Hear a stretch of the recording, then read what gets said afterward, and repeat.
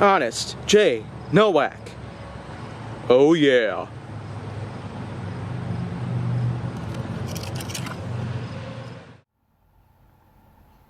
A pleasure to meet y'all at last. And, yes, this is still Honest J. Nowak. And from what I can tell you right away is that, of course, the background is different. And the fact that, well, there's been quite a big delay since the last episode of Honest J. Nowak came out. I just want to touch up on that real quick and just simply state that, well, aside from the fact that Honest J. Nowak episodes happen to be quite easy to make, in contrast to much of my other content, I just can't really seem to get around to Honest J. Nowak as much as I can with things like Gaming with Kaiju Force Neo and Hot Wheels Hilarity and the like. It's just been kind of tough, really, trying to regulate every bit of it at once. But now I'm going to see what I can do with it. So here on Honest J. Nowak, I'd like to touch up on a few things relative to animal sounds. Now, animal sounds, of course, every animal does have their own distinctive way of simply calling out to one another.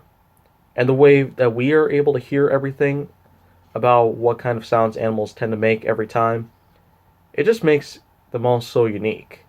Every species in the animal kingdom does have their own unique sound.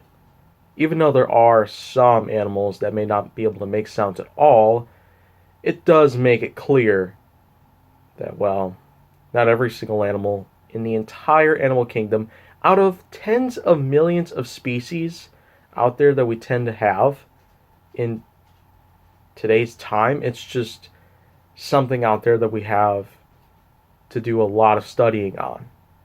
Something that we tend to look up on every single day.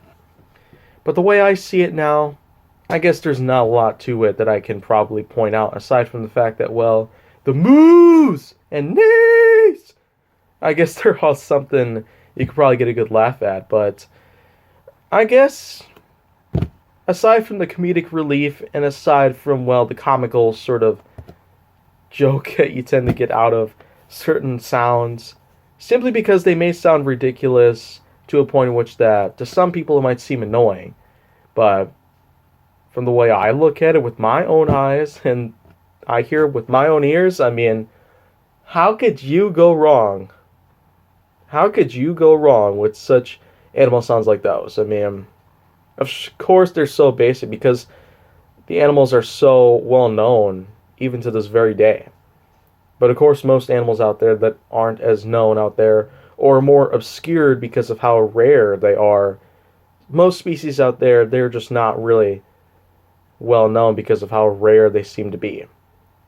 Of course there had been a few things out there relative to looking at a few different rare species out there of any animal whatsoever, but the way I'm able to look at it now, I could probably understand that their sounds might be more different. Much more different.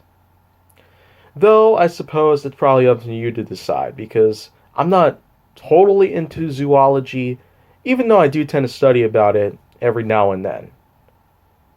But yet there's still a lot more for me to look up to at the same time. And so that's pretty much just all I got to be part about that. But I guess I will admit, there's a lot more to it than meets the eye. Or the ear.